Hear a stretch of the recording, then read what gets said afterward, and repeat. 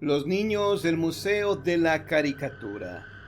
Las cámaras de video han registrado movimiento. Los guardias han podido escuchar los gritos alegres de unos niños jugando por el patio del edificio. Pero al bajar a buscar se encuentran con que no existe nada. Es un importante edificio del siglo XVI, enclavado en pleno centro histórico de la Ciudad de México, donde se encuentra el también conocido Antiguo Colegio de Cristo, sede actual del Museo de la Caricatura, donde dentro de sus paredes se encuentran algo más que obras de la historia gráfica mexicana y pasajes históricos de México, ilustrados por punzantes caricaturistas que han legado su obra a un museo único en su especie. No obstante, este lugar encuentra su construcción en la época de la colonia y en plena Inquisición, donde por las calles se empalaban, se quemaban y se torturaban a los ateos e infieles. Sin embargo, dentro de este museo de patio colonial encontramos una historia mucho más que interesante. Se habla de que por las tardes, casi al caer la noche, se han escuchado con regularidad niños que jugueteaban con el agua cristalina de la fuente del patio principal. Incluso algunos de los guardias de seguridad que resguardaban la obra y la integridad del museo y de los muros del antiguo edificio colonial han contado cómo por las noches desde el segundo piso han podido asomarse y observar a unos niños vestidos con atuendos de una época remota, de siglos atrás, correr entre los pilares jugando y escondiéndose unos de los otros. Ellos inclusive han narrado que al bajar a regañar a los niños o a investigar qué hacen ahí en la madrugada, porque no es normal que los niños jueguen en la madrugada y mucho menos en un edificio oficial, se han encontrado con un silencio extraño, sin nadie que responda a sus llamados y sin encontrar un solo niño a quien regañar. Incluso han encontrado que al subir al segundo piso, donde se encuentra el módulo de vigilancia, logran escuchar subir por la escalera unas risas burlonas y un correr agitado que se pierde entre juegos en el patio trasero del Antiguo Colegio de Cristo. Muchos han desistido de continuar con su puesto de guardia nocturna al corroborar que esta historia, que se cuenta como una leyenda urbana, cobra tintes de verdad y que merece una investigación más acuiciosa.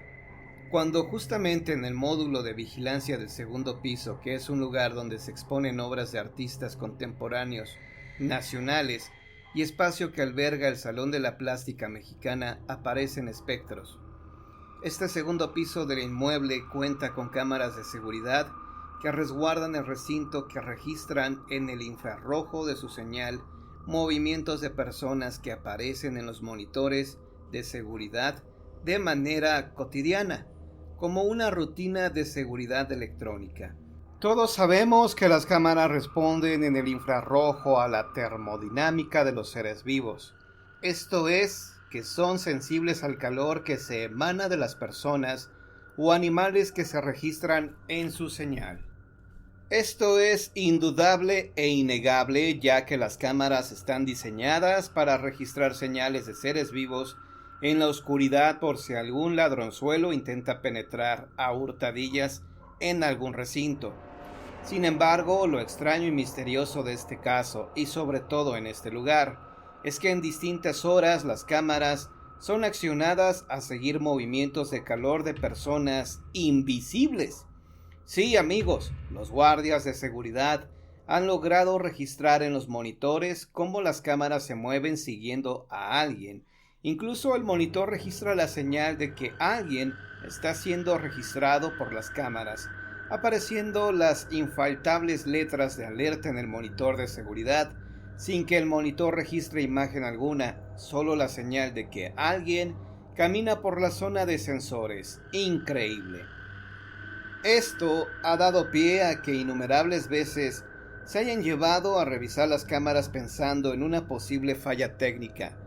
Sin embargo, las cámaras han pasado la prueba de control de calidad y solo han restado dejar este evento que se comenta entre los guardias de seguridad como un misterio que no se desvela ni por el sensible ojo inquisidor de las cámaras infrarrojas perfeccionadas en detectar intrusos, pero no intrusos fantasmas. Muchos guardias han pasado contando innumerables historias, donde como referencia tienen una cruz que fue construida a mediados del siglo pasado, ya que en ese pasillo cuenta la leyenda que muchos indigentes que ahí lograban albergarse durante una de las veces que este edificio permaneció abandonado, se volvían locos víctimas del alcoholismo o de un susto que los desquiciaba.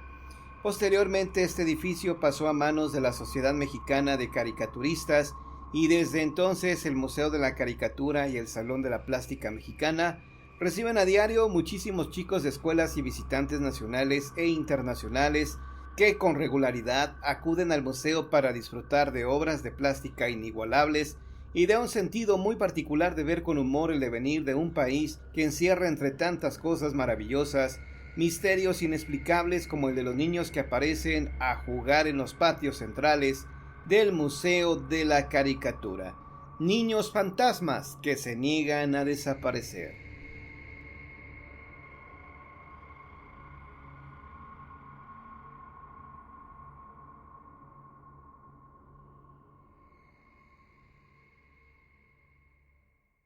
Un niño hizo pelota.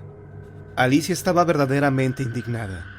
Había pagado una pequeña fortuna para pasar 2 días en ese exclusivo hotel de la ciudad y someterse a un tratamiento de belleza. Y resulta que eran las 3 de la madrugada y había un niño jugando con una pelota en el pasillo. Podía escuchar sus risas y la pelota golpeaba de cuando en cuando su puerta. Oía también la voz de una mujer. Tal vez era su madre, riendo con él y llamándolo. ¿Cómo permitía la gerencia del hotel que hubiera niños jugando en los pasillos a estas santas horas de la madrugada? Después de unos minutos de aguantar el molesto ruido, Alicia encendió la lamparita del buró, descolgó el teléfono y marcó la extensión de la administración. Nadie le contestó. Impaciente, casi aventó el auricular y, apartando las cobijas, saltó de la cama dispuesta a poner un alto a la situación. ¡Pum! La pelota golpeó nuevamente la puerta de su cuarto. Alicia la abrió, muy enojada ahora. El corredor estaba vacío. Bajo las luces brillantes, nadie jugaba ni corría en el pasillo desierto. Desconcertada, Alicia salió de su cuarto y avanzó unos cuantos metros. Realmente hacía frío en ese lugar. Un frío que calaba hasta los huesos, lo cual era raro, porque estaban en pleno verano, y ese día los termómetros habían subido hasta unos 30 grados centígrados. La risa del niño sonó detrás de ella, y escuchó botar la pelota. Se volvió rápidamente, y no había nadie. El corazón comenzó a latirle apresuradamente. Había algo terriblemente mal ahí. Había escuchado al niño cerca de ella, lo hubiera podido jurar, y ese frío que arreciaba por momentos. Sin saber qué hacer, Alicia decidió volver a su habitación. Tal vez lo había imaginado todo. Últimamente su demandante trabajo como editora de una importante revista le había causado demasiado estrés. ¡Pum! La pelota le pegó en la espalda. Alicia giró sobre sí misma y la vio. Era roja, del tamaño aproximado de un balón de fútbol. La tomó entre sus manos y miró hacia el corredor. 2 figuras parecieron salir de los muros del pasillo. Podía ver la pared rugosa a través de ellas. Una era un niño que le sonrió, saludándola con la mano. Tenía la cabeza abierta en una fea herida y plastas de sangre seca en la cara. La otra aparición era una mujer, pálida, con el cabello revuelto y una expresión de profunda tristeza en su rostro. Había una gran mancha de sangre en su abdomen. Los fríos dedos del miedo recorrieron a Alicia a la vista de estos 2 espectros. Tenía la pelota en sus manos y estaba paralizada. Las figuras fantasmales se acercaron a ella y el niño alargó los brazos. En un gesto mecánico, Alicia le entregó la pelota. El niño sonrió con una risa infantil y hueca que le heló la sangre en las venas.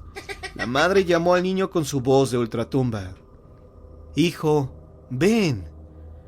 El niño miró de nuevo a la asustada Alicia y se alejó botando la pelota. Y ahí, ante sus ojos, ambos desaparecieron en el aire. Entonces, Y solo entonces, Alicia comenzó a gritar, presa del pánico. Despertó en su cuarto. Había un médico con ella, y parado junto a la ventana estaba el gerente del hotel. «Estará bien», dijo el galeno. Guardó su estetoscopio y salió de la habitación sin otra palabra. Alicia abrió la boca para decir algo, pero el gerente se le adelantó. «Le ruego nos disculpe», expresó tomándose la libertad de sentarse en el borde de la cama. «¿Qué pasó?», preguntó Alicia. «Tuvo usted una especie de crisis de histeria», comenzó el gerente tentativamente. «Escúcheme», dijo la joven. «Sé muy bien lo que vi, y exijo una explicación, o mañana toda la prensa de esta ciudad va a saber que aquí hay algo muy extraño». El gerente palideció, y en un arranque de valor, decidió sincerarse. «Hemos mantenido en secreto este asunto», dijo. «Los empleados y yo mismo hemos visto a esos espectros, pero hasta el momento no se le habían manifestado a ningún huésped del hotel. Como comprenderá, si este asunto se hace público, sería la ruina para nosotros». «¿Quiénes son esos fantasmas? ¿Por qué se aparecen aquí?». Antes de contestarle, quisiera pedirle, no, suplicarle mejor dicho, que no diga a nadie lo que ha visto. Y si lo hace, cuando menos no mencione el nombre del hotel. Alicia miró al hombre. Estaba realmente preocupado.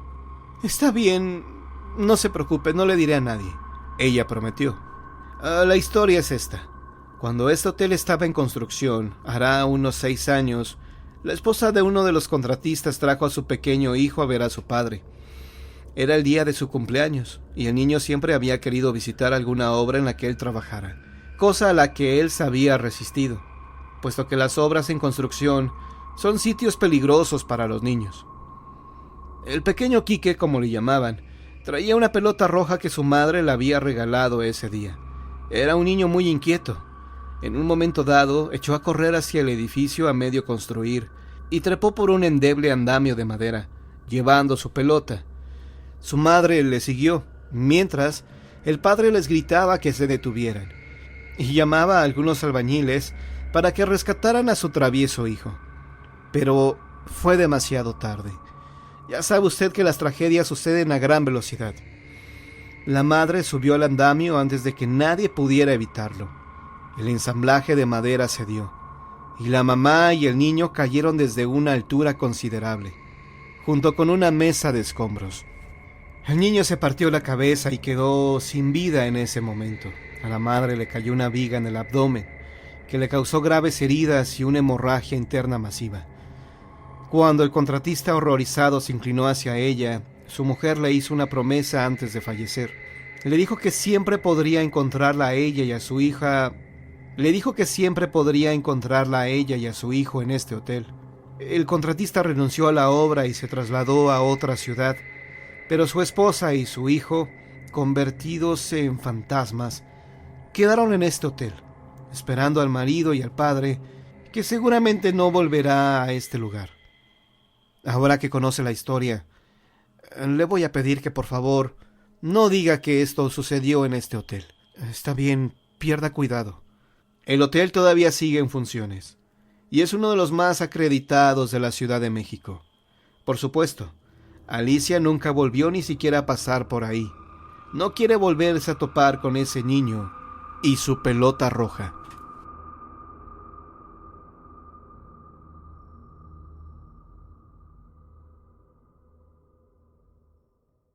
El sastre de la muerte. Poco antes de morir, don Matías le dijo a su nieto Julián que cada noche a la salida de su taller de sastre sentía que alguien lo empujaba hacia la barranca. El local se ubicaba en la falda de un cerro de uno de los estados que en mayor grado habían sufrido los embates de la guerra cristera en el norte del país. Durante algún tiempo se había denominado aquel paraje como el de los ahorcados, pues muchos árboles habían exhibido durante algún tiempo los cadáveres de varios campesinos, hasta que los cuerpos se fueron desmembrando poco a poco y cayendo a tierra. Mucho después fue abierta una calle y el asfalto cubrió los restos humanos, lo que hizo que se olvidara la historia de esas pobres personas y de sus familiares, quienes también fueron castigados por apoyar la causa cristera. Se sospechó que habían sido asesinadas familias enteras junto con sus niños, pero nada fue demostrado. Para la época en que sucedieron los hechos que aquí narraremos, a principios de los 70, solo unos cuantos ancianos recordaban los trágicos sucesos y tenían un gran temor de hablar del asunto. Sin embargo, algunos rumores llegaron a oídos de don Matías, oriundo de Aguascalientes, quien se sentó ahí con su familia allá por los 50. Supo que los ahorcados cristeros habían experimentado una agonía peor que la muerte física, presenciar la muerte de sus hijos. En efecto, los viejos del lugar recordaban con tristeza la fría noche en que 7 angelitos, 7 pequeños de a lo mucho 1 año de nacidos, habían sido llevados a la muerte por las fuerzas de un oficial que se perdió en la oscuridad de la historia. El Chacal, así le decían porque disfrutaba torturando sin motivo a sus prisioneros. Entre otras cosas, les extraía los molares con unas tenazas cada que no respondían a una de sus preguntas para hallar a los guerrilleros que perseguía. Tenía siempre la imaginación lista para infligir los mayores castigos a quienes se rebelaran ante su uniforme de oficial. Tan terribles e inhumanos eran sus métodos que los sobrevivientes rara vez especificaban cómo trataba a sus víctimas. De modo que don Matías y otros curiosos jamás se enteraron con exactitud de la forma en que fueron aniquilados los niños de los cristeros ahorcados. Aquello fue por estas fechas, ya cercano al Día de los Fieles Difuntos, mencionó don Arnulfo. Tras ser medido por don Matías para confeccionarle un traje que el cliente pensaba lucir en su ya cercano funeral, pues contaba a la sazón con 93 años cumplidos. Yo les llevaba mensajes a las monjas del monasterio de San Agustín, y de ahí salí a la serranía a hallarme con un grupito de guarachudos hambreados que no desistían de su lucha. En una de mis subidas vi un lugar rodeado por los soldados. Era un pueblo miserable donde se aprovisionaban los que estaban peleando. Los militares ya tenían a toda la gente reunida en el centro del pueblo y hasta las criaturas estaban ahí con ellos. Lo que les pasó a los chiquillos me da dolor platicarlo, pero lo que me hace sentir orgulloso es que nadie dijo nada del escondite de los cristeros. En cuanto el cliente se retiró, don Matías fue a sentarse ante su máquina de coser, meneando la cabeza. ¿Quién iba a decir que me iba yo a convertir en sastre de cadáveres? Miren a ese pobre señor, ya está viviendo sus últimos días, y como es la costumbre por aquí, ya hasta tiene su ataúd guardadito en su cuarto, a un lado de su cama. Don Matías solía quedarse a laborar aún después de haber cerrado el local, y no es que tuviera mucho trabajo, sino como buen perfeccionista, se la pasaba terminando con minucia o rehaciendo las composturas o las vestimentas que no lo habían dejado muy satisfecho. Siempre se quedaba solo, únicamente acompañado de un gato que había recogido en la calle. Pero aquella sería una noche que nunca olvidaría. Cuando las 11 de la noche sonaron en la vieja iglesia del pueblo, se encontraba dormitando, arrellanado en su mullido sillón tapizado con plástico verde. La labor colgaba abandonada de sus nudosos dedos. De pronto, por entre las rendijas de la pequeña puerta de madera del lugar, penetró un susurro que se fue acercando cada vez más a sus oídos.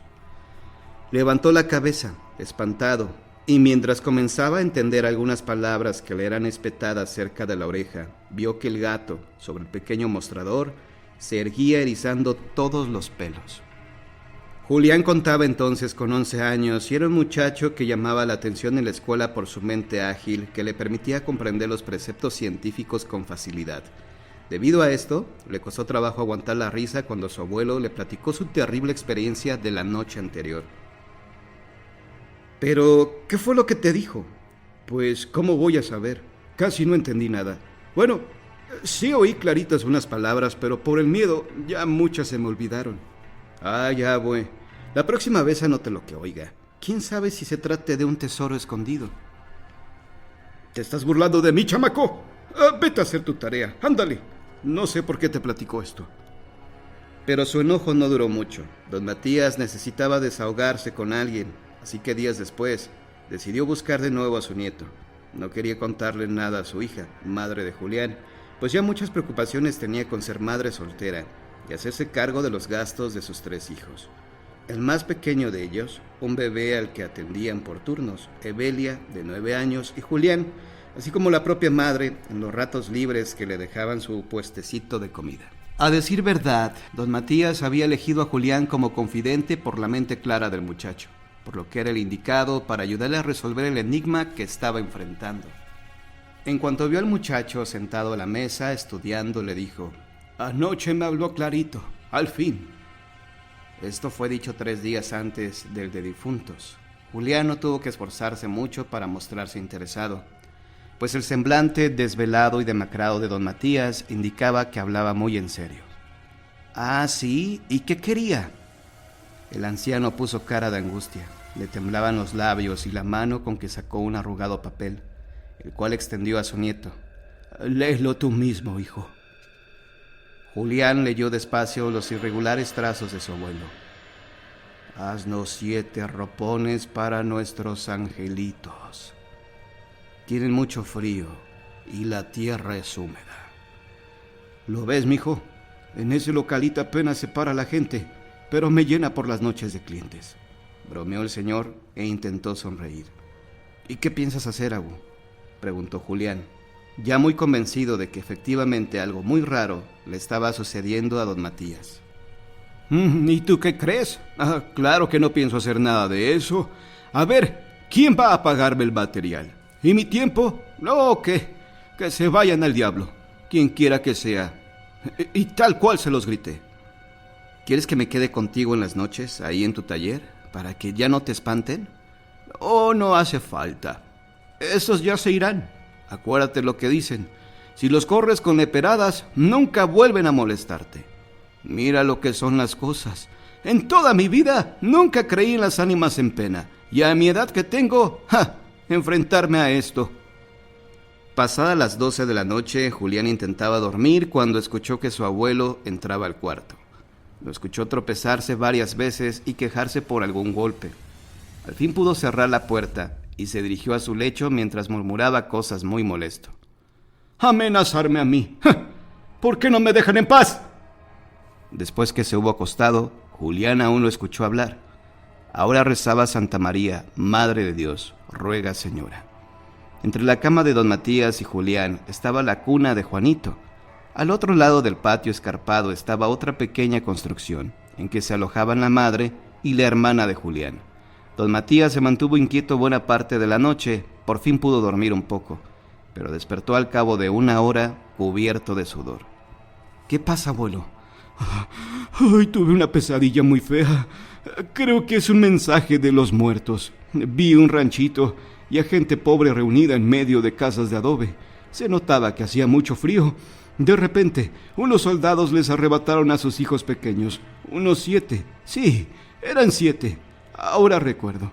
Y sin ropita los pusieron a la intemperie sobre la tierra. Algunos ancianos suplicaron: «¿Pero qué quieren que les digamos, patrones? Pues no sabemos dónde andan nuestros hijos. Dejen a los nietos. Échenles una manta siquiera. Se nos van a morir de frío».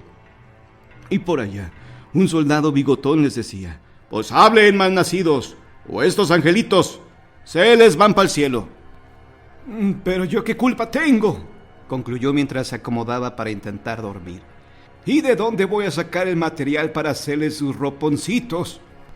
No puedo», murmuró mientras el cansancio comenzaba a vencerlo de nuevo. «No tengo dinero. Denme el dinero, pues.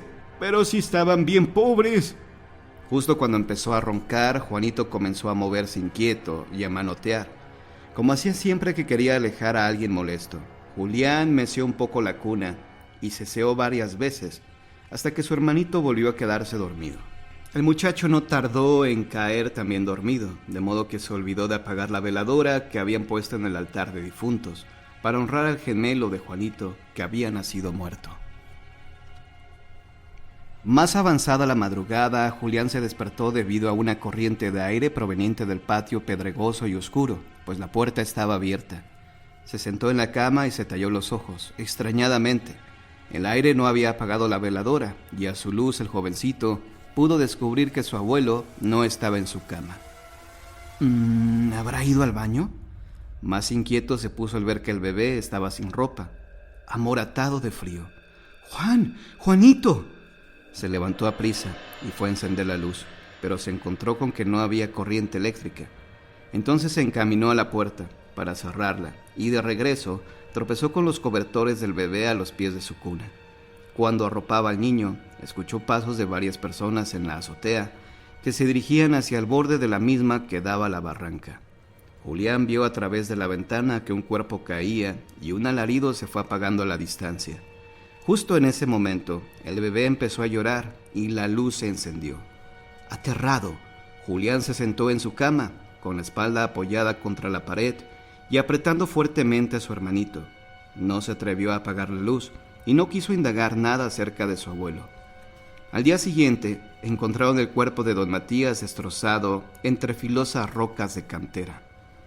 Todo ese día fue lluvioso y al anochecer, mientras velaban el cuerpo del infortunado, una parte del cerro se desgajó debido a la humedad y fueron descubiertas las osambentas de 7 pequeños cerca del taller de don Matías.